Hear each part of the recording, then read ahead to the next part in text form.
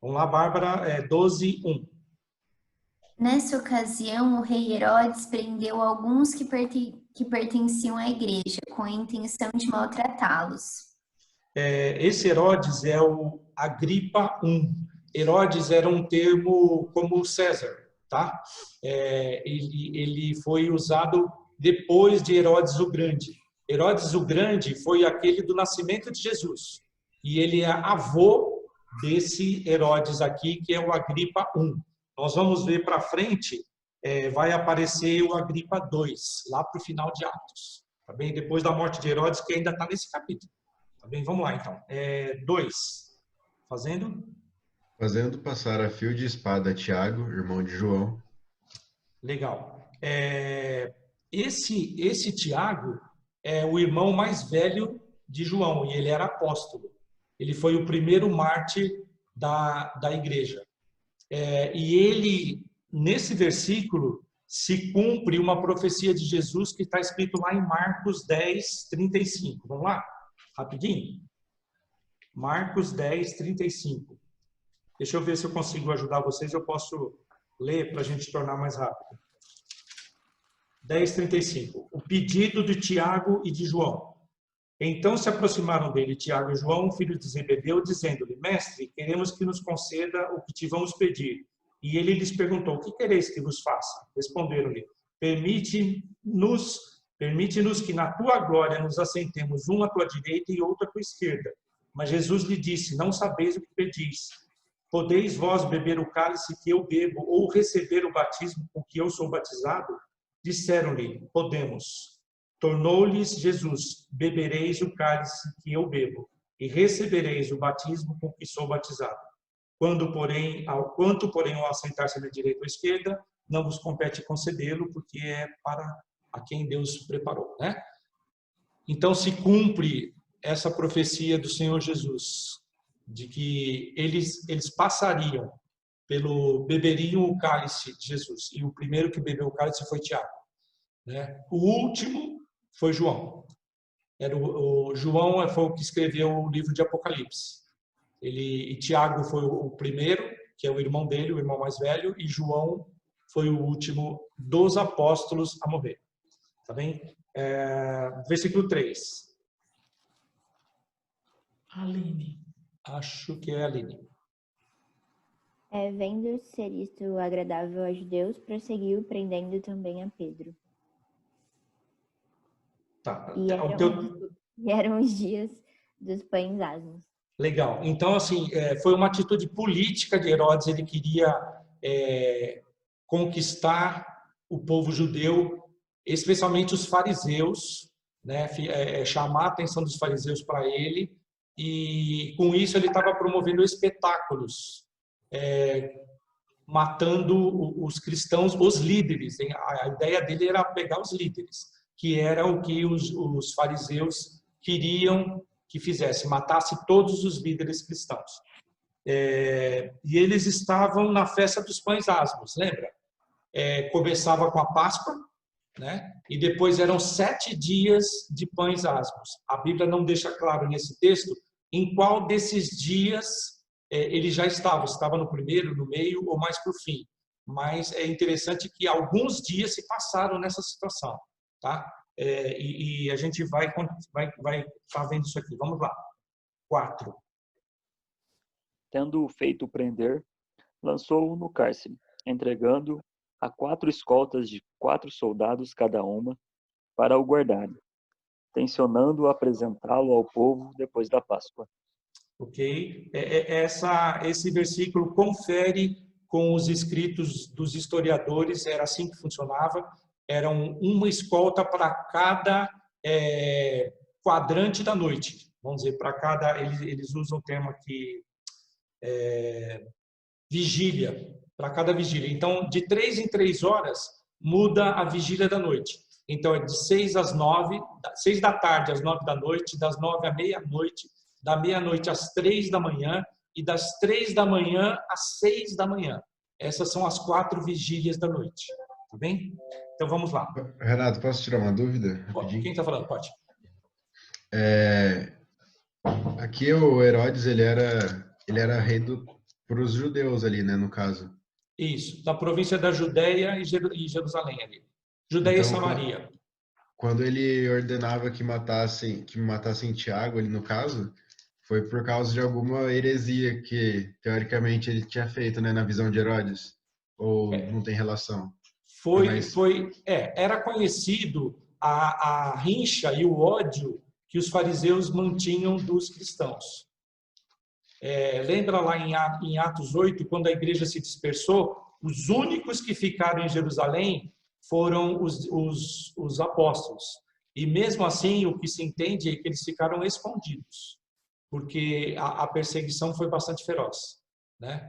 Eles foram protegidos, mas foi um ato político o Herodes querer ajudar, ganhar a simpatia dos fariseus.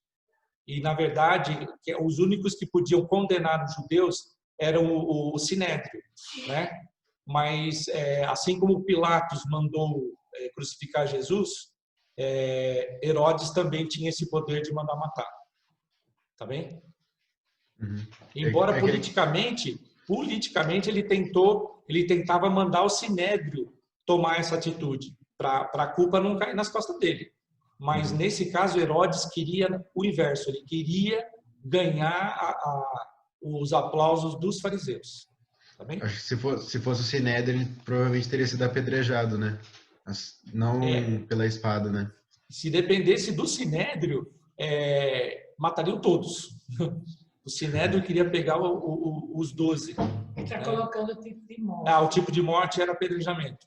Não era, existia apedrejamento que era o mais comum, tá? Biblicamente era o que era recomendado, era apedrejamento. Mas existia crucificação pelos romanos, existia ser queimado, e na Bíblia, aquela capa de Acã, a família toda depois foi queimada, né? Então era um negócio meio pesado, tá bem? Beleza, obrigado. Imagina. Versículo 5. Acho que sou eu. Vai lá. Enquanto Pedro estava no cárcere, a igreja orava fervorosamente a Deus por ele. Legal. Nesse versículo, nessa nossa versão, fala assim: mas havia oração incessante a Deus por parte da igreja a favor dele. Vamos lá em 1 Pedro 1:22. Eu posso ler para vocês aqui. 1 Pedro 1:22, ele usa uma expressão aqui, ó. Tendo purificado a vossa alma pela vossa obediência à verdade, tendo em vista o amor fraternal não fingido, amai-vos de coração uns aos outros ardentemente. Essa palavra ardentemente é a mesma que está sendo usada no original. Ou seja, a igreja orava por Pedro intensamente, com todo o amor do coração, implorando, pedindo que Deus intervisse. Tá? Dá para entender que era à noite essa reunião de oração. Ela começou, nós vamos entender já isso aqui. Ela começou entre 6 horas da tarde até 6 horas da manhã. Tá? Porque eles estavam falando na vigília da noite. Tá bom? No versículo 6, vamos lá. Quem que é agora? Jaziel. Versículo 6. Versículo 6. A Bárbara, né? A Bárbara? Então tá bom, Bárbara. Versículo 6. Na noite anterior ao dia em que Herodes iria submetê-lo a julgamento, Pedro estava dormindo entre 2 soldados, preso com 2 algemas, e sentinelas montavam guarda à entrada do cárcere. Tá, então já guarda essa palavra aí, ó. Naquela mesma noite, Pedro dormia entre 2 soldados. Olha, quem estava para ser executado dormir, né? É uma paz de espírito que às vezes a gente não entende. Né? Se você soubesse que você estava para ser executado, eu não sei se eu teria esse sono tão tranquilo. E ainda sonhava com carneirinho. E ele estava entre 2 soldados, né? Algemado com corrente, entre 2 soldados, e havia mais 2 soldados do lado de fora da cela, na porta, guardando a porta. Tá? Então, era uma escolta de 4, lembra? eram 4 escoltas de 4. Então, 2 ficavam junto com ele na cela, preso e ele acorrentado, e 2 ficavam na porta do lado de fora. Vamos lá. Era de noite, né? E o versículo 7. Eis, porém, que sobreveio um anjo do Senhor, e uma luz iluminou a prisão. E tocando ele o lado de Pedro, o despertou, dizendo: Levante-te depressa. Então as cadeias caíram-lhe das mãos. Vamos seguir. 8. Disse-lhe o anjo: Cinge-te e calça as sandálias. E ele assim o fez. Disse-lhe mais: Põe a capa e segue-me. 9. Então, saindo, o seguia, não sabendo o que era real, o que se fazia por meio do anjo. Parecia-lhe antes uma visão. 10. Passaram o primeiro e o segundo postos de guarda, e quando chegaram ao portão de ferro que dava para a cidade, o portão se abriu sozinho para eles. Os 2 passaram e foram caminhando ao longo da rua até que, subitamente, o anjo deixou. Então, aí no versículo 10, nós vemos a invenção do portão automático. O portão se abriu automaticamente para ele sair. E era um portão de ferro maciço, viu? O negócio era pesado, né? Versículo 11, vamos lá. Então Pedro caiu em si e disse: Agora sei sem nenhuma dúvida que o Senhor enviou seu anjo e me libertou das mãos de Herodes e de tudo o que o povo judeu esperava. Legal. 12. Eita glória. Considerando ele a sua situação, resolveu ir à casa de Maria, mãe de João, cognominado Marcos, onde muitas pessoas estavam congregadas e oravam. Tá. Então, algumas informações aqui. Maria, mãe de João, apelidado Marcos. Esse João Marcos é o autor do livro de Marcos, tá? O Evangelho segundo Marcos foi escrito por ele. E a sua mãe chamava-se Maria. Alguns historiadores consideram que talvez essa casa seja a mesma em que houve a última Santa Ceia, que era o cenáculo, né? Era um lugar espaçoso, amplo, né? Alguns afirmam que possivelmente seja essa mesma casa. Mas vamos lá, 13. Não lembro mais quem que é a ordem agora. Acho que é a Aline, né? Quem que leu? Eu sou depois do El, ele leu por último? Ai, desculpa. Vamos lá. A Aline está pensando como é que o portão automático... Eu tô assim, chocada. 13, Ai, ai. vamos lá, versículo 13. Quando ele bateu ao postigo do portão, veio uma criada chamada Rode, ver quem era. Esse postigo, não sei se na outra versão explica, é como se fosse um portãozinho social dentro de um portão grande. É comum nas nossas casas, né? Tem um portão da garagem e tem um portãozinho menor, né? Esse é o chamado postigo. E aí, 14. Reconhecendo a voz de Pedro, tão alegre ficou, e nem o fez entrar, mas voltou correndo para anunciar que Pedro estava junto do portão. 15. Eles, porém, disseram: Você está fora de si. Diante da insistência dela, concluíram: Deve ser o anjo dele. Tá. Essa expressão é seu anjo, às vezes pode gerar alguma discussão, tá? Mas a Bíblia ela deixa claro que o Senhor, o anjo do Senhor acampa-se ao redor dos que o temem. Abre a sua Bíblia lá em Mateus 18:10. Mateus 18:10.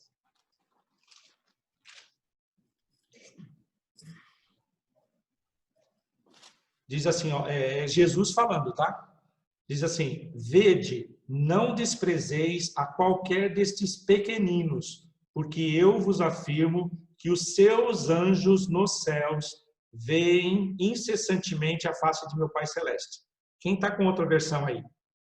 Lucas, Mateus 18:10. Quer que eu leia? Pode ser. Tomem cuidado para não desprezar nenhum desses pequeninos, pois eu lhes digo que no céu os anjos deles estão sempre na presença de meu Pai Celestial. Tá, isso daqui é palavra de Jesus, tá? Então, existe algum fundamento na Bíblia que o Senhor coloca anjos a nosso serviço e eles estão perto de nós. A diferença do anjo da guarda, que é entendido na Igreja Católica, é que existe alguma forma de cultuar esses anjos. Acende vela para o anjo da guarda, faz oração para o anjo da guarda. Está caindo de novo? Não, só um minutinho. Então, é isso. Esse cultuar aos anjos, isso é errado. Mas a Bíblia afirma realmente que o Senhor disponibiliza anjos para nos proteger. Tá bem? Então, era esse, no versículo 15, voltando lá em Atos 12, 15, quando ele fala é o seu anjo. Né? Tem um texto, agora me veio à mente um texto, que alguém se curva ao anjo e o anjo manda levantar. Pedro, lá em... o anjo diz, levanta-te. Porque eu sou... sou adorar a Deus. Isso, exatamente. Tá? E várias não passagens. Confiar no anjo. A gente tem que confiar em Deus que manda o anjo. Daniel também, né? Então, a gente tem que fazer essa curva. Não é a curva da Covid-19, não. É a curva de... É Deus que manda o anjo. É Deus que direciona o anjo. É Deus que dá a ordem aos anjos ao seu respeito para não caírem sem tropeçarem em nenhuma pedra. É aquele texto que Jesus foi tentado pelo inimigo. Então, a gente, cuidado. Às vezes, um texto desse ele pode trazer uma interpretação ao contrário, né? Mas o anjo de Pedro trabalhou, né? O anjo de Pedro trabalhou. Trabalhou. E como?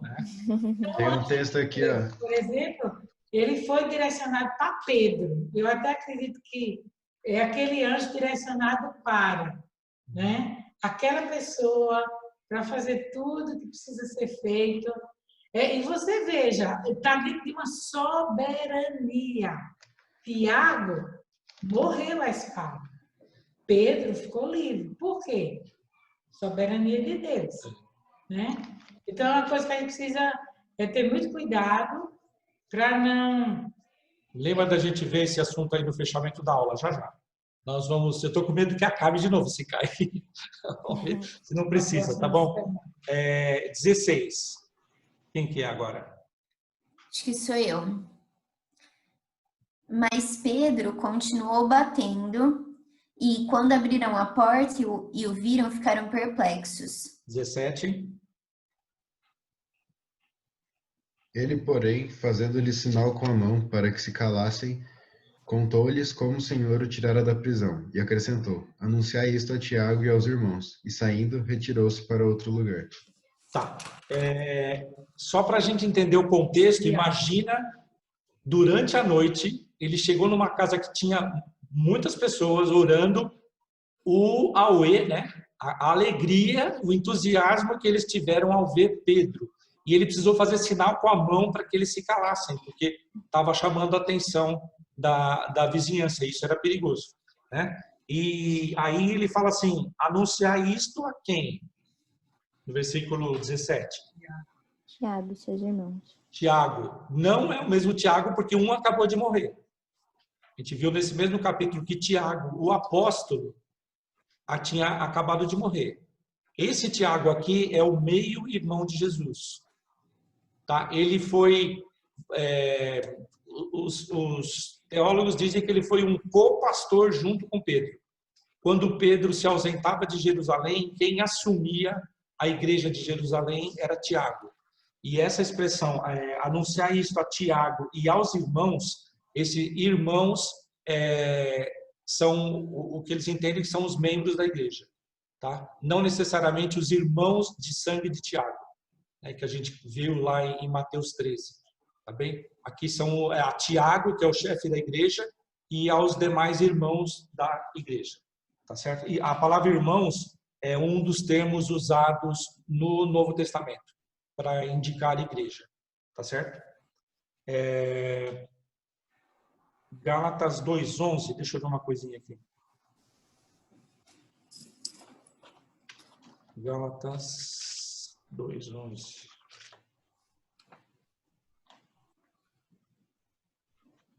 Tá, não, vamos lá. Versículo 18.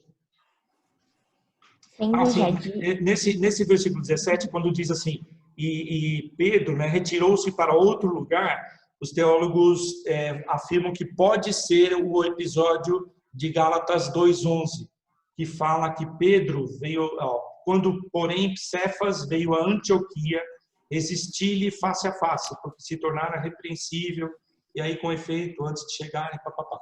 Então, alguns teólogos afirmam que essa passagem de Gálatas, capítulo 2, versículo 11, aconteceu nesse momento em que Pedro fugiu de Jerusalém para não ser perseguido por Herodes. Amém? 18. Sendo já dia, houve não pouco alvoroço entre os soldados sobre o que teria acontecido a Pedro. Tá. Vamos ler o 19, aí eu faço uma conclusão. Vai, 19. Herodes, tendo-o procurado e não o achando, submetendo as sentinelas a inquérito, ordenou que fossem injustiçadas. E, descendo da Judéia para Cesareia, Herodes passou ali algum tempo. Legal. Só para a gente entender, não havia 4 grupos de sentinela? Uma das 6 às 9, uma das 9 à meia-noite, uma da meia-noite às 3 e uma das 3 às 6. Vamos supor que tivesse acontecido, por exemplo, da meia-noite às 3. Esse alvoroço teria acontecido no meio da noite, todo a cidade seria, vamos dizer, todo o palácio lá seria convulsionado, né? Provavelmente aconteceu na última sentinela, na sentinela das 3 da manhã às 6 da manhã, entre 3 da manhã e 6 da manhã, porque quando os guardas perceberam, não houve troca de turno nessa das 3 às 6 da manhã. Quando eles chegaram para ver, não estava mais o Pedro lá. E qual era a pena para os soldados que deixavam o prisioneiro escapar? Ele era obrigado a cumprir a pena do prisioneiro. Como a pena de Pedro era a morte, eles foram todos mortos. Aquele grupo de 4 e mais as sentinelas dos portões que foram se abrindo. Eles passaram por 2 grupos de sentinela até chegar no portão final. Todos esses aí foram executados por Herodes. Também o negócio, por isso que eles estavam no 18, não pouco alvoroço entre os soldados. Eles ficaram desesperados, porque a pena era de morte. Eles sabiam disso. Tá? Então vamos lá, versículo 20. O rei Herodes estava muito irado com o povo de Tiro e Sidom. Assim, as 2 cidades se uniram na tentativa de se reconciliar com o rei, pois dependiam de suas terras para obter alimento. Então, tendo conquistado o apoio de Blasto, assistente pessoal do rei... Aí termina assim. Termina assim? Termina assim, aí já é outro versículo. O nosso fala assim, perdiram reconciliação porque a sua terra se abastecia do país do rei. Né? Então, esse Blasto, na nossa versão, está camarista do rei, aquele que cuida da roupa do rei. Né? E Tiro e Sidom pertencem a Fenícia. Lembra lá no versículo 19, o primeiro versículo que a gente leu? Se espalharam até a Fenícia, Chipre, Antioquia, e eu disse que a Fenícia era uma faixa de 240 quilômetros ao norte, né, e que corresponde ao Líbano. Tá? As cidades de Tiro, Sidom, Sarepta, lembra da viúva de Sarepta? E Ptoleimada, alguma coisa assim, eram as cidades importantes dessa Fenícia. E era como se fosse um reino diferente, como se fosse um outro país. Mas eles dependiam economicamente de produtos que eram produzidos na Judéia. Né? Então vamos lá, em dia 21. No dia marcado, Herodes, vestindo seus trajes reais, sentou-se em seu trono e fez um discurso ao povo. 22. E o povo clamava, é voz de um Deus, e não de homem. 23. No mesmo instante, um anjo do Senhor o feriu, por ele não se haver dado glória a Deus, e comido de vermes expirou. Tá. Aqui tem uma explicação meio trash, né? Ruim de entender, mas historicamente, Joséfo, que foi um historiador do primeiro século, ele descreve essa mesma situação. Só que não foi, às vezes dá a impressão de que o negócio foi fulminante, né? Primeiro, os teólogos dizem assim, que não foi uma aparição de um anjo para Herodes, mas que um anjo do Senhor, assim como tocou em Pedro para acordá-lo, também tocou em Herodes para que ele ficasse doente. E ele morreu 5 dias depois desse pronunciamento, né? O que o historiador Joséfo conta é que os sintomas que ele teve foi de uma apendicite aguda. Então, durante o discurso dele, ele teve uma crise de apendicite aguda diante de todos e caiu e já se contorcendo de dor. Essa apendicite deve ter evoluído, né? Não havia cirurgia naquela época nesse sentido. A apendicite se rasgou, que a gente chama de supurar, não sei se vocês ouviram esse negócio, e para piorar a situação, e esse é o ponto meio, vamos dizer, desculpa falar a palavra nojento, mas vermes que ele tinha no intestino vazaram para dentro do abdômen. Começaram a atacar os órgãos dele, né? Então, ele morreu realmente atacado por vermes, numa dor assim bastante terrível, né? O sofrimento dele foi grande. O que a gente percebe é que Deus não deixa impune aqueles que tocam nos seus filhos. Cedo ou tarde, o Senhor põe a mão. E quando põe a mão, o Senhor pesa a mão mesmo. E Herodes, de tudo que ele fez, né, o Senhor pesou fortemente a mão nele. Vamos lá para o versículo 24. Entretanto, a palavra do Senhor crescia e se multiplicava. Tá, essa é a terceira vez que o escritor Lucas considera o avanço da igreja. A primeira foi lá em Atos 6, 7, depois em Atos 9, 31, e agora, pela terceira vez, ele diz que a igreja cresce. É como se eu não sei se quantos já fizeram o pão, se põe fermento no pão, deixa crescer meia hora, dobra de tamanho, parte no meio, faz pãozinho, deixa crescer de novo, e antes de pôr no forno, né?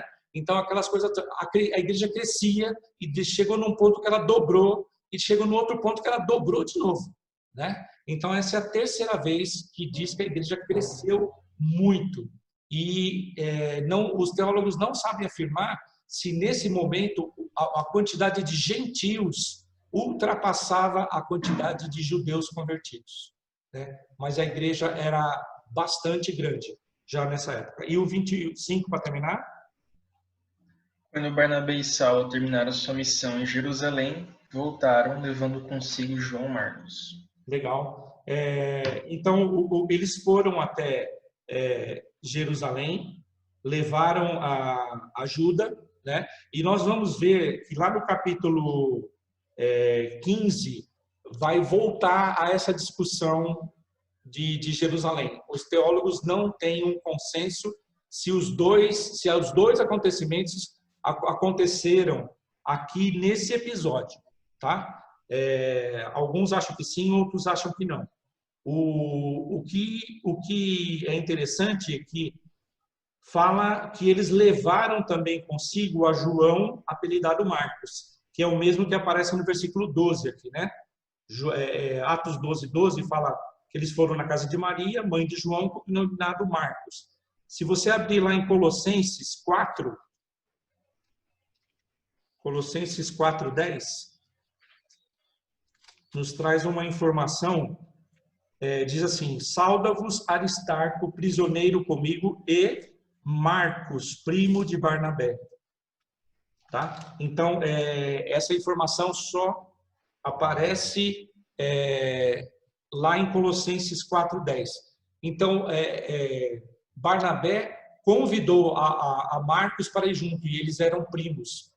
provavelmente ou a mãe ou o pai de Barnabé era irmão dessa Maria que aparece no versículo 12. Ou o pai de Barnabé ou a mãe dele era o irmão ou irmã, né, da Maria, mãe de Barnabé, mãe de Marcos, que é o João Marcos, escritor do Evangelho segundo Marcos.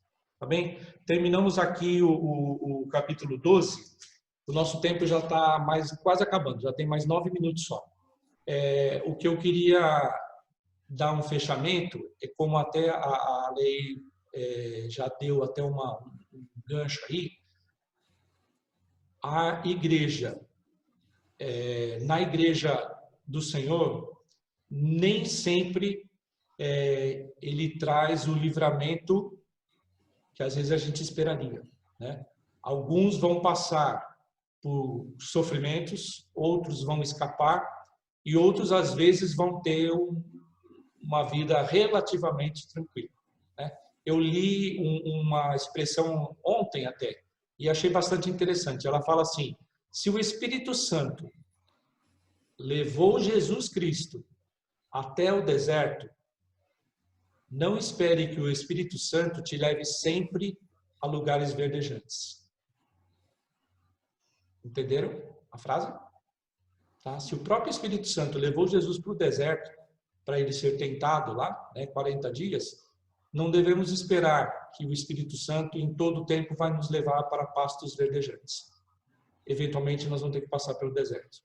E em nosso tempo, cada vez mais difícil o evangelho as pessoas vão tapando os ouvidos, né? Ficando surdos, não querendo ouvir, não querendo ter compromisso com o Senhor. A gente vê nesse capítulo 12 que a igreja orava de madrugada. A igreja estava reunida lá na casa de Maria de madrugada, possivelmente, como a gente viu pela situação dos guardas, era entre 3 da manhã e 6 da manhã, eles ainda estavam reunidos orando. Hoje, a gente não consegue juntar meia dúzia de pessoas para orar. É uma coisa muito triste, né? Eu sei que às vezes a gente passa um pouco do tempo, mas a gente, desculpa, eu vou falar essa expressão, a gente assiste um jogo de futebol 1h e 45 minutos e a gente não quer nem que passe na frente da televisão, né? E quando a gente está estudando a palavra de Deus, às vezes é cansativo. Desculpa eu às vezes estar falando uma coisa dessa, mas é o que acontece hoje. Aí não, eu estou falando de crente, não estou falando de pessoas do mundo, não. Estou falando de crente. Consegue assistir um jogo de futebol 1h e 45, mas não consegue assistir um culto que dure 1h e 45 minutos. Infelizmente, isso é triste, né? Mas alguns vão passar, sim, por aflições e os demais que não estão passando em aflição precisam estar unidos em oração. Tá? Essa é uma dica. Jovens, orem. Amém. Orem. Se vocês não querem participar dos grupos de oração da igreja, vamos dizer, entre aspas, adulta, né? Façam grupos de orações de jovens. Eu gostei, fiquei muito feliz de vocês ontem terem se reunido para brincar, para jogar, né? Foi muito bom, tá? Muito bom. Fiquei muito feliz mesmo. Mas façam isso também com grupos de oração. A igreja está precisando, o Brasil está precisando, o mundo está precisando, tá bem? E eles oravam ardentemente. Essa é a palavra que está lá no original. Eles oravam ardentemente, com o coração espremido na presença do Senhor, para que o Senhor agisse, tá bem? Alguma pergunta? Temos mais 5 minutos. Eu só ia fazer um comentário quando a gente estava falando sobre os anjos, né? Sim. Que eu lembrei de um texto em Apocalipse 19:10, que ele está falando que o anjo está conversando com ele e ele fala: prostrei-me ante os seus pés para adorá-lo. Ele, porém, me disse: vê, não faças isso. Sou conservo teu e dos teus irmãos, que mantêm o testemunho de Jesus. Adora a Deus, pois o testemunho de Jesus é o espírito da profecia. Isso. Obrigada, Leonardo. Foi esse Imagina. texto que me veio Era e esse. me permite onde estava. Tá. Aconteceu com João, aconteceu com Pedro, aconteceu com Daniel, né? com Abraão. Então, assim, todas as aparições, né, de anjos, a gente tem que tomar esse cuidado. E nós temos que respeitá-lo e agradecer a Deus pelo trabalho que eles fazem conosco. E possivelmente nós nem percebemos os livramentos que eles promovem, inclusive na área espiritual, que a gente não enxerga. Lá no livro de Daniel fala que os anjos lutam, né? Eu acho que a Aline falou dos anjos guerreiros, né? Sim, anjos guerreiros. Tá? Eles lutam na esfera espiritual para nos defender. E a gente nem percebe que isso está acontecendo. Livramentos que a gente não viu, mas antes de chegar a dificuldade, Deus já agiu com seus anjos. E uma coisa que eu gostaria assim, de falar é com relação aos jovens, é que vocês têm condição de se liderarem e de promoverem realidades dentro do grupo de vocês. Eu sei que aqui em Araraquara é muito comum ter o pastor dos jovens. Mas na minha terra não é, porque graças a Deus a gente tem dinheiro para pagar um pastor. Então era muito bom, porque a gente mesmo se virava. Então eu quero estimular vocês a fazerem e executarem a obra. Quando ele diz aqui, entretanto, a palavra do Senhor crescia e se multiplicava. Realmente a igreja crescia e se multiplicava, mas crescia e se multiplicava por causa da palavra. Então, se vocês se prepararem na palavra, promoverem oração, promoverem o nosso evangelismo, que provavelmente nós vamos ter, Deus vai agir e vai haver multiplicação. Deus só precisa de uma pessoa que se levante com autoridade. É um Moisés, é um Noé, é um Daniel, é um José, que vai fazer a diferença, vai conseguir levar os outros. Então, aqui nós podemos ver isso, na palavra do Senhor. Homens de Deus fazendo acontecer. É um Pedro da vida, é um Barnabé, e nós somos os Pedros e os Barnabés de hoje. Vamos orar, encerrando? Nós temos 1 minuto e meio. Vamos lá, vou orar, tá bem? Senhor nosso Deus, nós te agradecemos pelos teus grandes feitos na tua igreja desde a antiguidade, Senhor. Amém. Te agradecemos pelos exemplos que o Senhor deixou. Te agradecemos, ó Deus, pela vida de Tiago, que foi martirizado e, ó Deus, ele cumpriu a missão que ele tinha para cumprir. Amém. Ó Deus, também pelo empenho de todos os apóstolos, dos presbíteros, diáconos e, ó Deus, pela vida de todos, ó Deus, que pregaram e foram fiéis a Ti para que a palavra chegasse até nós nos nossos dias. Ó Deus, nos ajuda a continuarmos essa missão de pregar o Evangelho, nos prepara, nos capacita, nos santifica, ó Deus, no amor do Senhor Jesus. Livra-nos do mal, nos acompanha e nos guarda durante toda essa semana, Senhor. E seja, ó Deus, com os jovens da nossa igreja, seja, ó Deus, com eles e trabalha no coração deles por amor ao Teu nome, Senhor. Livra-nos do mal, nós te damos graças por tudo que o Senhor tem feito e inclusive pelos anjos que o Senhor dispõe para nos proteger, nos ajudar, nos guardar. Ó Deus, a Ti seja toda a honra, toda a glória e todo o louvor.